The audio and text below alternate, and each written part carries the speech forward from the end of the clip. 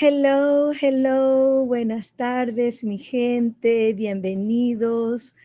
Welcome to the 2026 Latinx Kidlit Book Festival.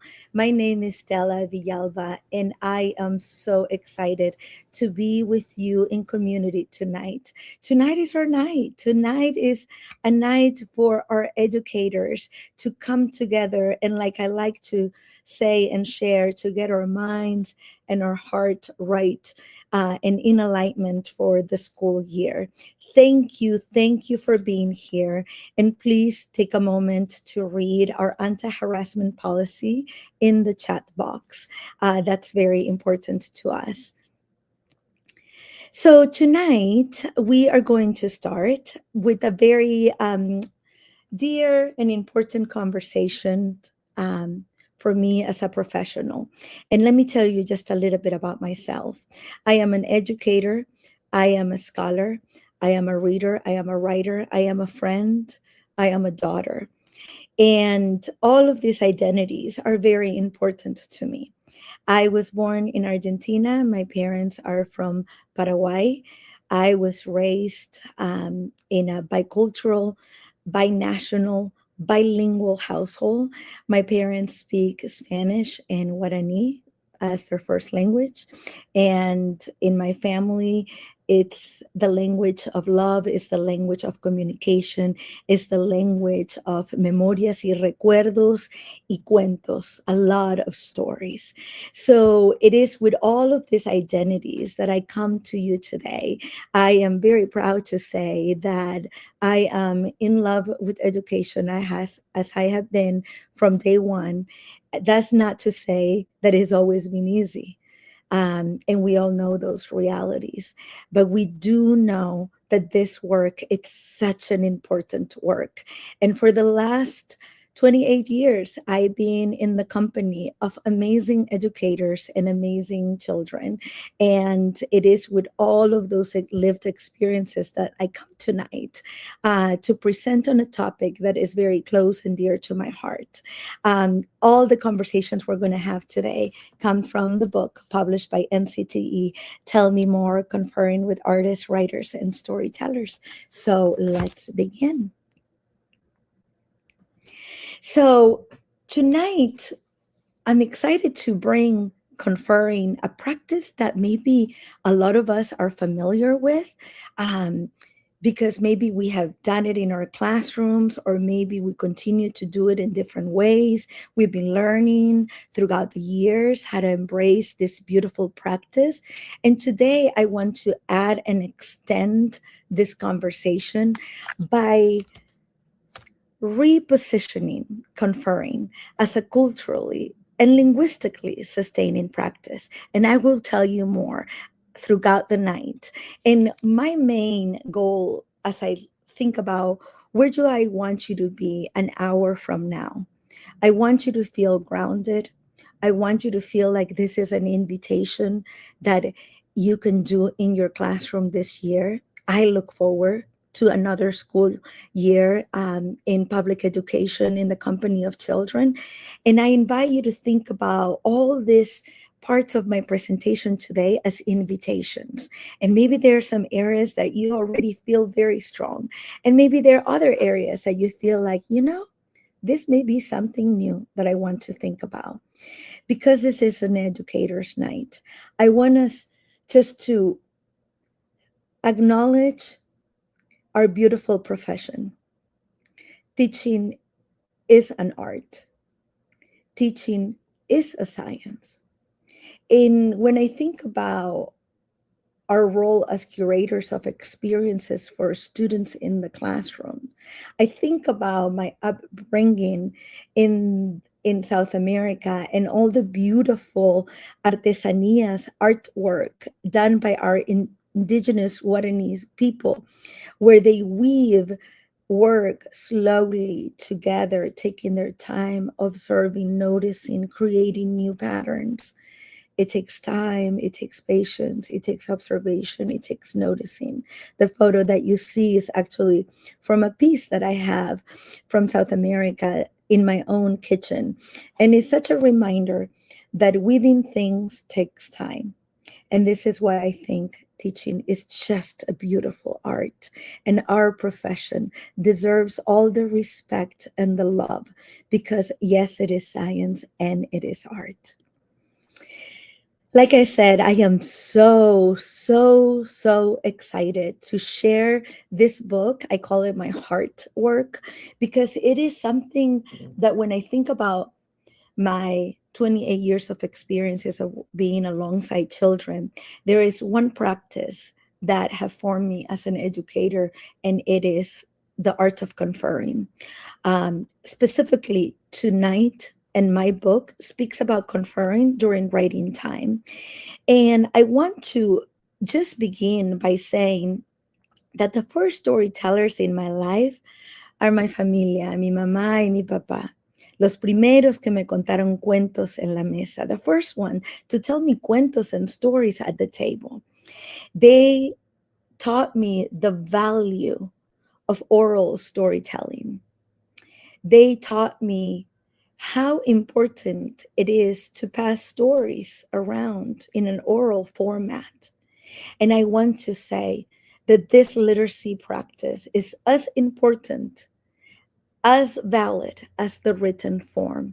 Sometimes in Eurocentric curriculum, we have this over adoration for the written word, and we forget how important it is to acknowledge the many communities, mine included, is rooted in the art of oral storytelling.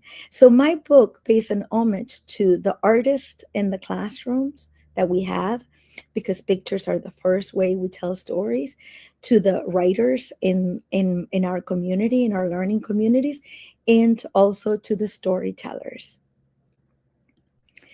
Now, here is something so beautiful that I know about this upcoming year already. This new school year, like I had in the last 28, I know that we are surrounded by these artists, these writers, and these storytellers, and they have stories to tell us. That is one thing I know for sure. Tonight's conversation is not about what the children should do. Tonight's conversation is about our stance, it's about our positionality as educator, it's about our pedagogical beliefs, it's about how do we see our students from the very first day of school. And here's what I know.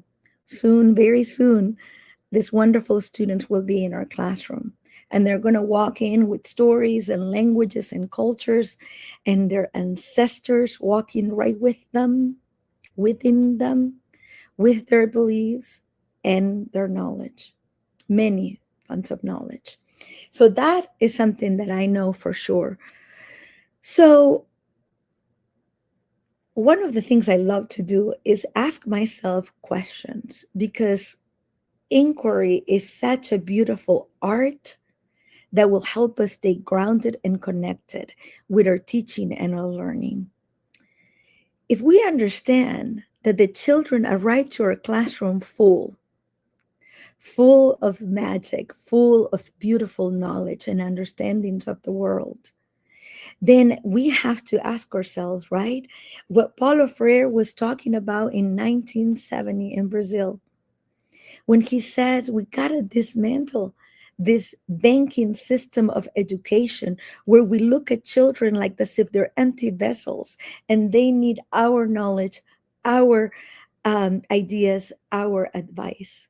We got to dismantle that. And that was back in 1970 when he was talking about this.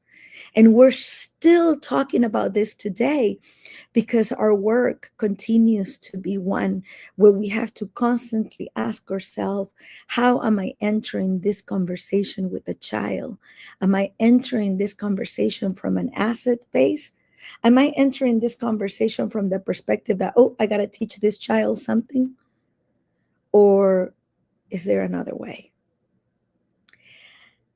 Questions have been a part of how I live and I grow. Questions are a way that I think about and make sense of the world. And because I'm a writer, I write a lot and I live with those questions. Sometimes questions stay as questions for a very long time.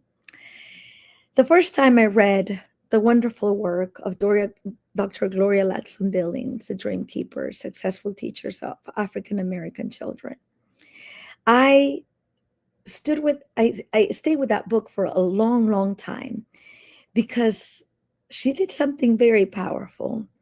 When this book came out in the mid 90s, she could have asked many different questions, but she chose to ask a question that will change the trajectory of her scholarship work and thus the way we look at teaching and learning. She started wondering, what are the practices? What are these amazing, brilliant, successful teachers doing in the classroom that is helping our African American students succeed? What a beautiful question. And from there, she started theorizing and thinking about this work and thinking about the construct of what it will look like a framework with a cultural relevant pedagogy. And three tenets are rooted in that work: a strong focus on students' learning and their growth, developing a cultural competence, and cultivating a socio-political awareness. Now, here's what I love about research is that we always have the opportunity to extend the work by continuing the conversation and continuing our thinking and our relationship with inquiry. When Geneva Gay used the term cultural relevant teaching, she was talking about Dr. Gloria Ladson-Billings' work and extending it so that we educators can start thinking about what does this mean in our classrooms. And then later on, Dr. Django Paris starts saying, we live in a global society. In our classroom, we have students from all around the world. We have cultures, we have languages, we have literacies. We have so much knowledge coming in different forms and shapes. So he started talking about how are we going to not only make our teaching relevant, but how are we going to sustain? How are we going to sustain what our students already bring, meaning their linguistic, their pluralism, their cultural pluralism, and their literate pluralism? How are we going to sustain all of these things that they already are? And that's when we started switching the conversation and extending Dr. Gloria Ladson-Billings' work into cultural sustaining pedagogy.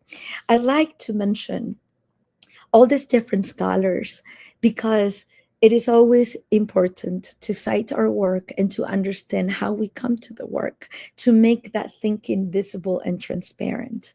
So, because I love questions, and I think I already said that, I started asking myself, well, how does this look like in the classroom? How does something that started as a cultural relevant pedagogy, and now we're including more important aspects of this in our framework to talk about their linguistic and their cultural and their literate pluralism, what does that look like in our classroom? Where is that possible? How do we do this work with children, with our students every single day? Because here is also our 2026 reality. A lot of classrooms have a mandated curriculum to follow. And sometimes those are scripted, sometimes it's a suggestion, sometimes it is a framework to follow very closely. What I often wonder is the knowledge and the agency of teachers that are very important, because every classroom is different. Every single year in the past 28 years, my students, they're all different. They all have their own stories and their own funds of knowledge. And like Tara Yoso taught us, their own community cultural wealth. So it's important for us to learn about our students. We may have the suggestions of the things we have to teach, and there is no problem. And I think it's also important to say, who is in front of me? Who is next to me? Who am I in community with in the classroom? And does this text reflect the students that I teach? The more time I spend in community with children, the more time I spend alongside them, the more I realize that I've actually learned some very important lessons along the way. And some of those lessons I wrote in my journal, that the more I listened to children, the better I understood how to show up in our learning communities. The more I listen to them, the more I understand the kind of teacher I need to be for them, for the group that I have this year. The more I listened to children, the clearer the vision for teaching and learning became. And the more I listened to children, all this other noise started getting quieter and quieter. There is a voice that we cannot lose track of, that we should not forget, and it's the voices of children that let us know, how is this teaching working for them? How is the learning working for them? So what I did is I started weaving, because I talked about the beginning of this conversation, that we are artists, we educators are curators of learning experiences for our students. That's how much influence we have in the classroom. So I started weaving all this understanding that I have from all these important scholars: Paula Freire, Dr. Gloria Lasson-Billing, Dr. Django Perez, Gloria Ansaldúa, and her theory of Nepantla, this in-between space, this space as transformation, possibility, and knowledge. Carla Rinaldi, who taught me so much about listening as a crucial pedagogy. And Loritz Malaguzzi, we know him from his work with Reggio Emilia, who completely changed the way we talk about children and we talk about their brilliance and their artistic stance and all the beauty that they bring into the classroom. And so what I started doing in my book is I started weaving together all of this idea so that I can create for my book, Tell Me More, a book that stands on clear pedagogical threads. Yes, we need ideas and strategies, and we also need to know what pedagogical stems do we have and what do we as teachers and educators in this beautiful profession believe about this work. And I started thinking about the threads that makes conferring such an important practice. And I think about the first one for me is listening. The pedagogy of listening that I've learned mostly from Carla Rinaldi and her work in Reggio Emilia have completely transformed the way I enter classrooms and I enter conversations with students. In my book, I talk about ways that we can listen, because if we're going to make this work about conferring as a culturally and linguistic sustaining practice, then we also have to talk about the ways we listen to children, which is the first thread in my work. And before I tell you one thing that I'm very proud about this work, There is something very important that when you get this book in your hands, on page 75, it's the way I honor the way conferring work has been done and what I'm adding to this conversation moving forward. What I'm adding to this conversation about conferring moving forward is rooted in the experiences that I had with children and in the spaces of conferring, is in the lessons that they have taught me. So in this book, I am offering an end conversation. And I want to make sure to say this because this is very important to me. Conferring is about teaching a new craft, and it's also about holding space for students to show us what they've already learned through discovery and inquiry. Conferring is about showing students craft possibilities, and this end is very important. It's about engaging in dialogue about their own ideas and their own perspective. Conferring is about using children literature as mentor texts, and it's also about using their own student work, their own work, as mentorship possibilities. Conferring is about learning from published authors, and it's about learning from students that are already in our own communities. Conferring is about offering a writing goal to the writer, absolutely. And it's about deciding together what might help elevate that craft. Conferring is about discussing written pieces, and is also about using storytelling and art as part of the composing process. Conferring is listening to teach the writer, absolutely, that's important. And it's about listening to learn the wealth of knowledge that the writer already possesses. And that's what I'm framing under conferring as a culturally and linguistic sustaining pedagogy. So, what I'm offering in the book is this is an invitation. And this is very important. You see how the beautiful shape of this design, the wonderful designers from NCTE completely understood my vision. This cycle of dialogic encounters is an invitation for how we can confer if we're really committed to this work of celebrating, sustaining, elevating our students' linguistic knowledge, identities, and their knowledges as creators. And what I'm offering is a cycle. It's a cycle in which it's not a linear, because you might stay in one part of this cycle for a very long time, and that's absolutely okay.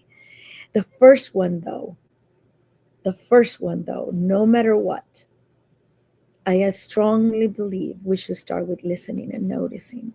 Now, think about how different this is from how we started before. So, this beautiful graphic is in the book. You are going to see it, and it is going to guide your work. It's on page 79. And you probably, if you have this book, you want to tab this page so you can come back to it over and over again. But no matter what, we always start from listening and noticing. And please notice that this is about what we as educators are going to do, not what we are telling children to do. This is about our teaching stance and checking our pedagogical beliefs. So think about how beautiful it is to start a conferring with a child, with a student, with a teacher. When we think about what have I heard or what have I noticed about this person's work. So if we're going to start with listening and noticing, this is, to me, this is exciting work, because it puts us, if we want to understand how to really construct asset-based pedagogy, really what is important is to understand what our students are already doing. So this position us as educators that are curious to understand who our students are and what they bring to the table. In my book, Tell Me More, I offer 4 ways to listen. And one of them, they're on page 51. If you ever coming back to this video, um, one of them we're very familiar, listening to respond. And that's what we already know how to do very well when our students are asking questions and we're responding to those questions. The one that I'm adding is listening to learn. And by that, I mean learn about the child. Who is this child? Is this student a natural storyteller? Is he the kind of person that needs to write things down on different post-it notes before putting ideas together? Is this a student who loves to draw in different kind of papers and kind of imagine a setting before we dive into the plot? Is this a student who needs to engage in oral conversation with other people before they start their own work? Who are they? Listening to learn is to understand and learn the child in front of us. Listening to understand is to understand how this person comes into the work. What do they need? Writers and artists and storytellers need different things. Do they need a quiet space? Do they need a lot of markers? Do they need music? What do they need to do this work? Do they prefer to compose via art first? That's absolutely okay. Do they need to compose digitally? Is that the form? Is that the mode that they feel very successful at?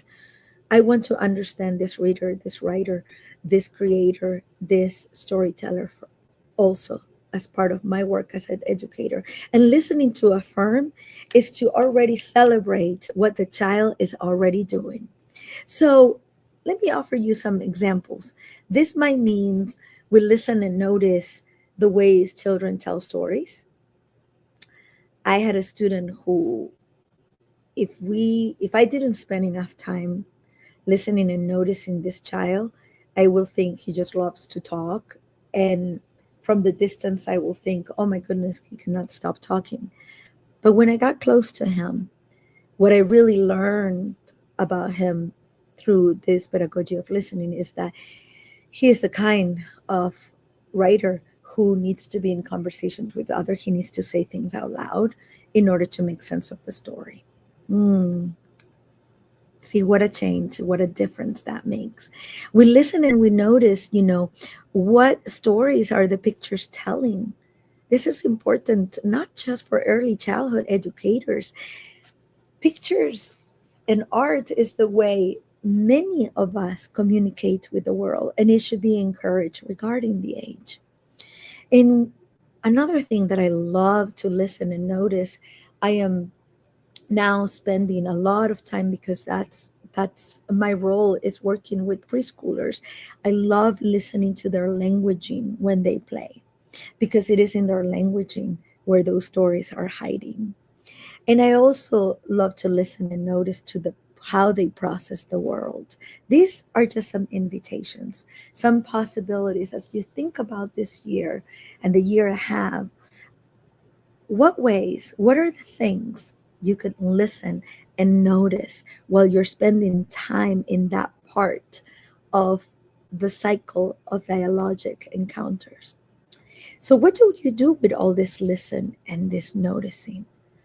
Well, now you're ready to enter a conferring with the child rooted in knowledge, rooted in what you have learned about them, rooted in your understanding from listening to their words. So you're not entering a conferring space from the place that I need to fix something or I need to teach this child something. We're disrupting that um, banking of education that Paulo Freire was talking about by coming into a conversation with a lot of celebrations of the things that we learn about this child. So now what? Now, now it's different. Now we're entering this conferring by telling them all the things that we learn about them. And we can invite them to tell us about what helped them compose. I can say, I may enter a conversation and say, I spent some time listening to your work, and I noticed that one thing that you love to do before you start your work is you love to read, and you read like 1 or 2 pages from your favorite book. I've noticed that. And then you start writing. Can you tell me more about that? See how now we're entering the conversation of conferring in a very different way. Um, we can invite them to tell us how they get their ideas, because it's not about the writing in front of us, but it is about the process. How did this beautiful, brilliant student thinking about the work? How are they approaching this work? And we invite them to share their decisions. In the third circle that you see on the slide, this amazing kindergarten student took 2 pieces of paper together to draw the auditorium where the students in his school had an assembly. And in our conferring, of course, I noticed that while I was spending time just listening and noticing to the work. So when I enter in this conferring in conversation with him in this cycle of dialogic encounter, I invite him to tell me, how did you make this decision? And how beautiful it is to learn from a child to say, this one little paper, Miss Villalba, is not enough. I need to represent this with 2 or more papers, because that's how he sees the auditorium. So inviting them to tell us about this decision-making process is such a beautiful to learn with and from them. And we can also invite them to tell us, how do you work through the parts? Because I know sometimes there are some hard parts. How did you work through that? We invite them to tell us. And now we are the learners, and they are giving us a window into their thinking. Oh my goodness, how beautiful is that? And how it changes the conversation. Because now we are in a beautiful dialogue with the student, with a child, in which we can co-construct meaning together. If they are making some brilliant moves and they don't realize it, now we can name it for them. We can say, you know what you did right here? You found a way to show your audience by giving a different color hair to this particular character. Now we know who this person is in the story. You know how you make this decision to put them right in the corner of the page? Now we know why you did that. And it's because you want to make sure the reader pays attention to that little corner right there. If they cannot name their brilliance yet, we can name it for them. We could go construct that meaning. And I know this for sure. There isn't a student that doesn't want to be seen in our classroom. There isn't a student that is not willing for the teacher to just be able to look at them with awe. And that's what I'm inviting you to do this year as you enter and you prepare yourself for this new school year, is to enter a conversation with awe. Start with that assumption. Start with the beautiful place that says, this student coming full, I cannot wait to see what I am going to learn from this child today. And if for some reason they cannot name with words what they're able to do, no worries. This is when we as educators come in and we can name that craft to move.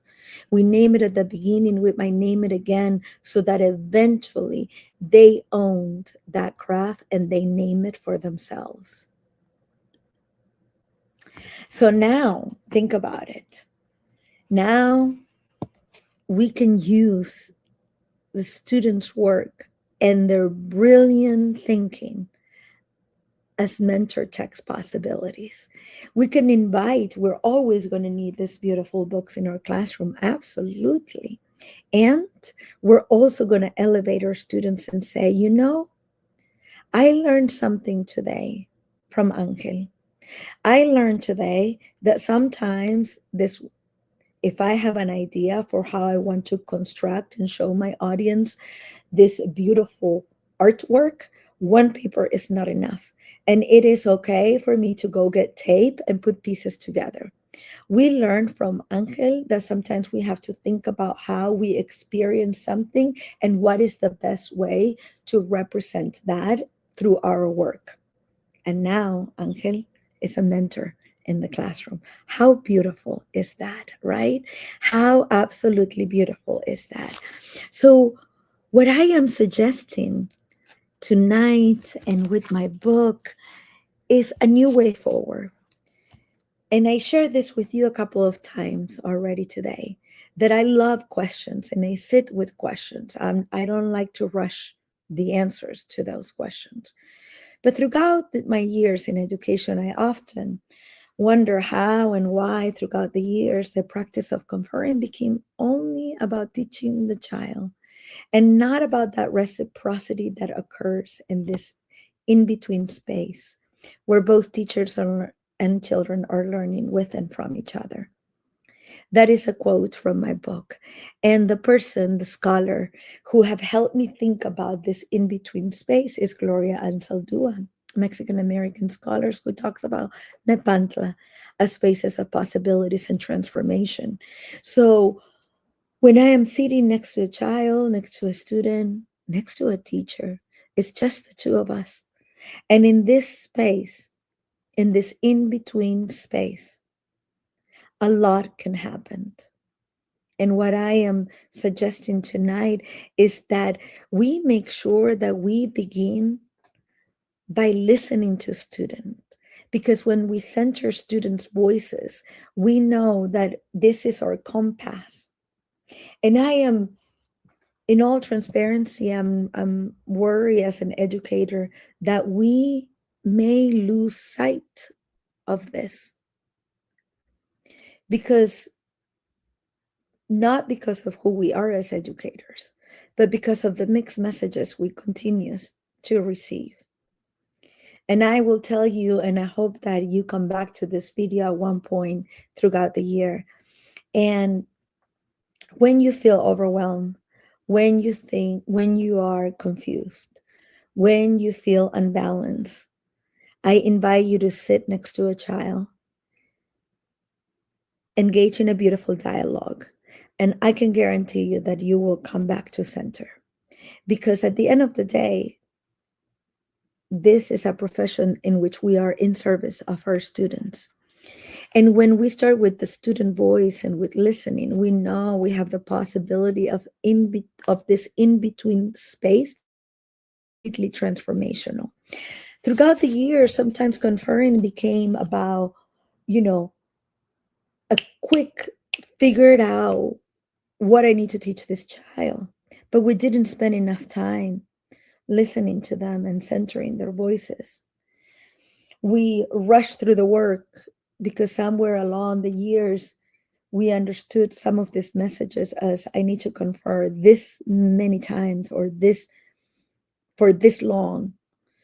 And in my book, you're not going to find a number in any way or shape or form because what I am suggesting is to go in depth with the work, in depth of being in community and in dialogue with children. And we don't want to put a time to that. It's also important to understand now more than ever in this digital age and also in this age of artificial intelligence, how important it is to center inquiry.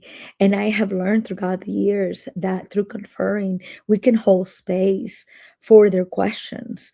Once they understand that when we sit down next to them, we really care about what they do as artists, writers, and storytellers. I know for a fact, and this is true, they cannot wait to confer with us. Classrooms that are rooted in inquiry are classrooms where educators respect students' right to wonder and exploration. I know that for sure. Documentation is a big topic, one that I invite you to come to my book and other wonderful educators also speak on this art of documentation.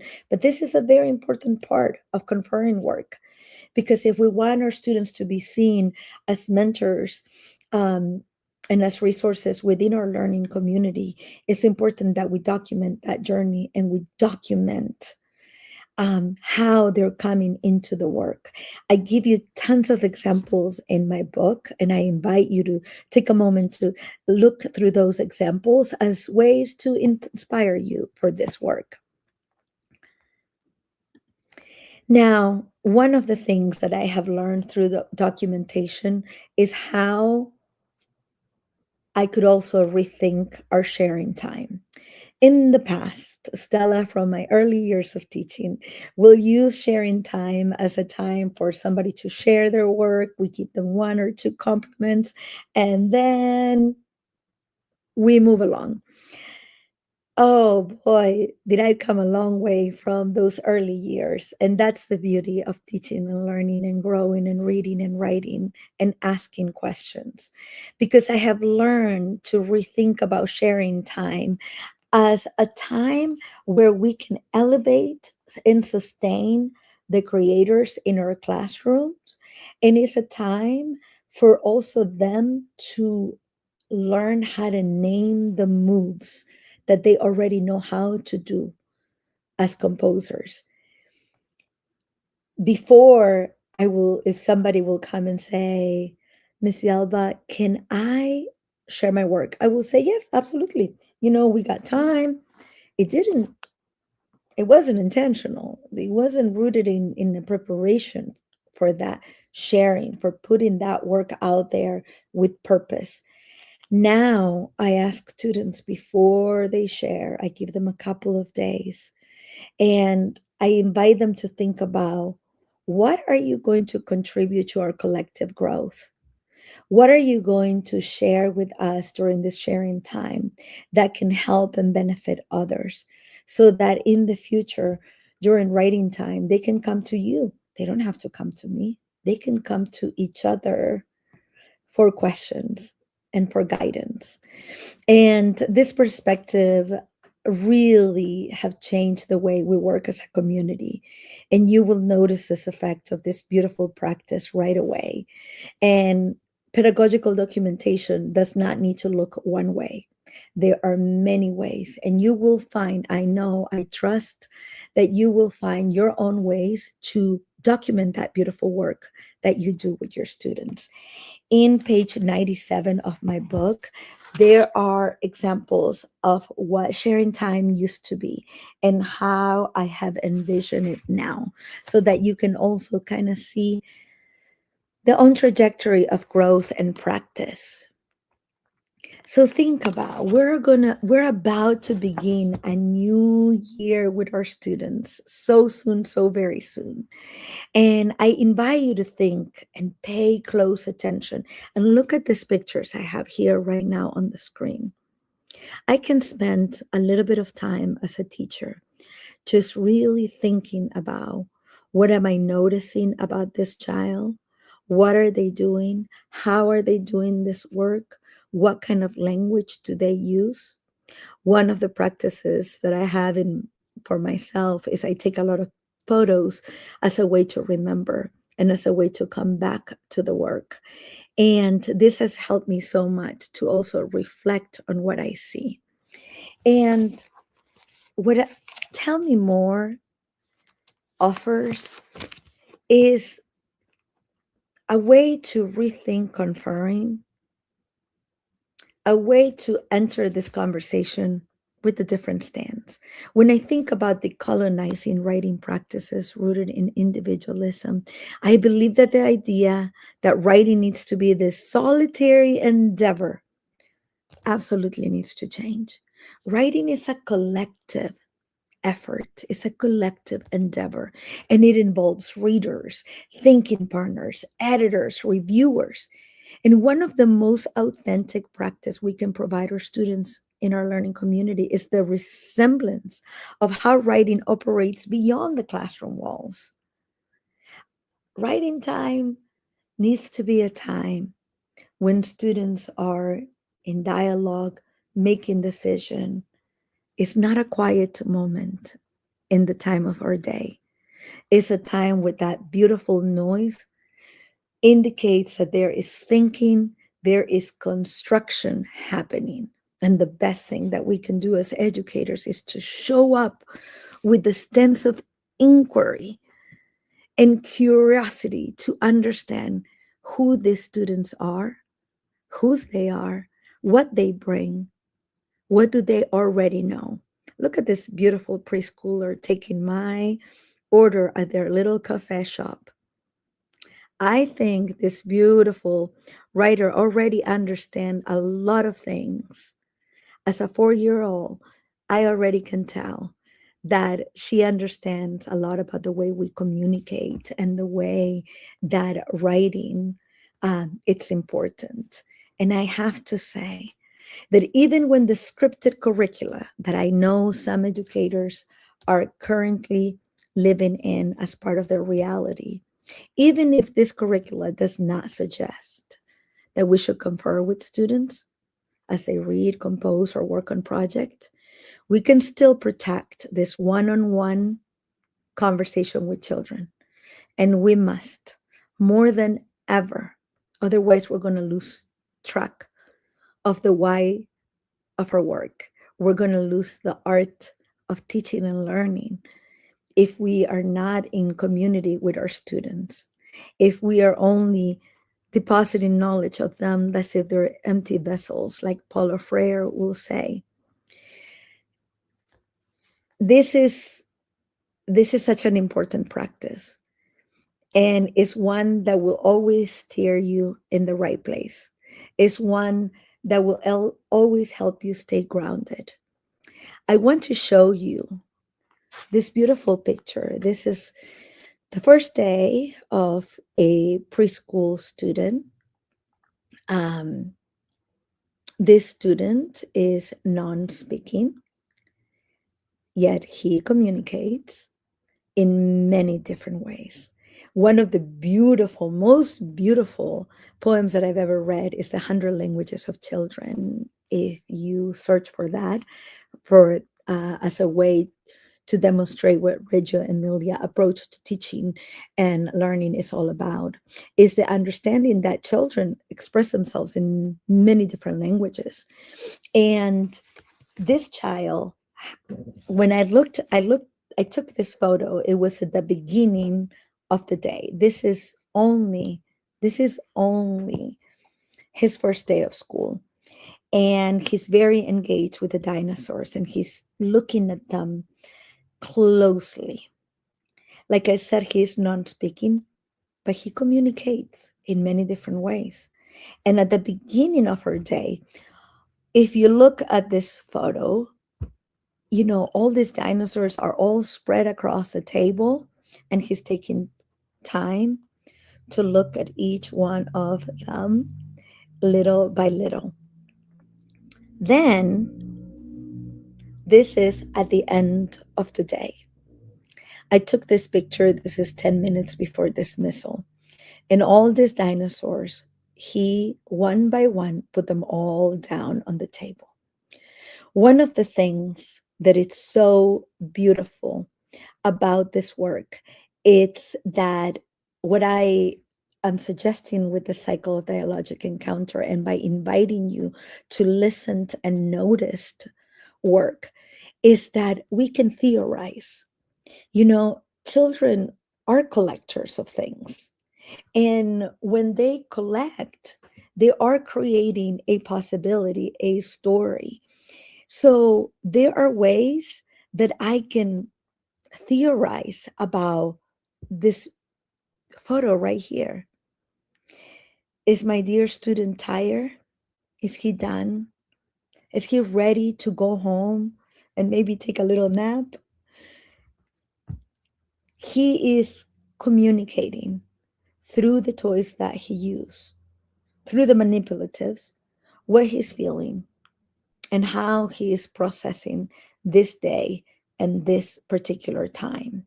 And I think that is the beauty of also staying very close to students as we do their work, because I can already when I see the student's caregiver at the end of the day, I can share with them what I learned about their child. I can tell them what I noticed about them. And I can guarantee you that for these caregivers, that is everything. My child is being seen, my child is being heard, my child is being noticed, my child is being celebrated.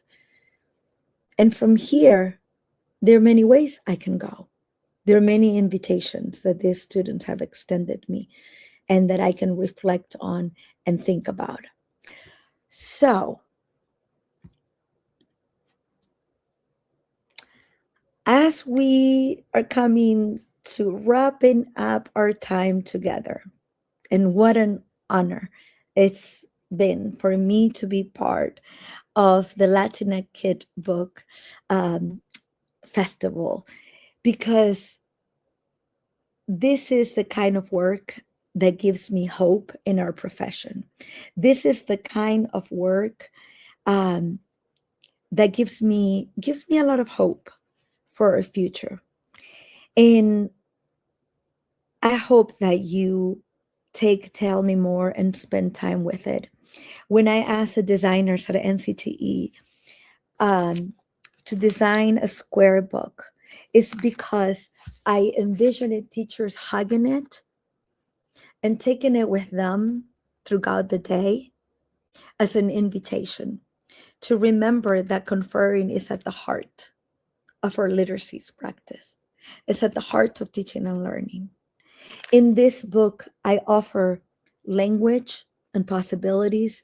There are sections called The Sound of Language, in which I provide some beautiful language for you to think about as a starting point. You will find your own ways to communicate with your students. These are invitations and possibilities that may become yours, or you may want to modify them. But I know that sometimes we need concrete language to say, okay, Stella, how does this part of the cycle of dialogic encounter sound like? And I offer that in the book. So, a new way forward when it comes to conferring. This is the beauty of learning, of a learning community where students share not just their projects, but their thinking and learning. That's what we're going after, their thinking and their learning. I believe that when we nurture a learning environment that centers process, then more students feel inspired and take risk in their own learning. I truly believe that. The children have taught me this. I cannot wait to see what I learn next. One of the things that I do want to also just bring up before we wrap up our time together tonight is the last part of my book, which is usually where the conclusion is. I title it Still Learning, Still Becoming. And I think about Michelle Obama and her beautiful book, Becoming, and how we are all work in progress, right? We're all learners, and we're all trying to figure it out who we are and how best to be in community with students in ways that are respectful of their work and the way that is respectful of what they bring. And I want to just share this part. I reflect on the bravery the young artists who are learning with every stroke on the page that they have important things to say. And I reflect on the courage and the humility to learn new things for both teachers and students. I want to wish you the most wonderful school year. And I want to invite you to come back to this video whenever you feel like the world got too loud, the messages got confusing, and we want to stay grounded. I invite you to be in conversation. I'm going to start sharing videos of conferring practices in my blog. Um, in my blog is Listening and Learning a Teaching and Coaching Life. And in the next 2 months, I'll be uploading little by little videos where you can kind of see this work and we can continue this conversation. I also have an email if you want to reach out and engage with me in conversations and possibilities. I want to thank you for attending this wonderful Latinx Kidlit Book Festival, this 2026 Educator Night that bring all of us together and in conversation and in community. Thank you for having me. Muchísimas gracias por compartir una hora conmigo en comunidad. And thank you for being in community with me. We still have a lot of learning ahead, but how exciting is that? Have the most beautiful year.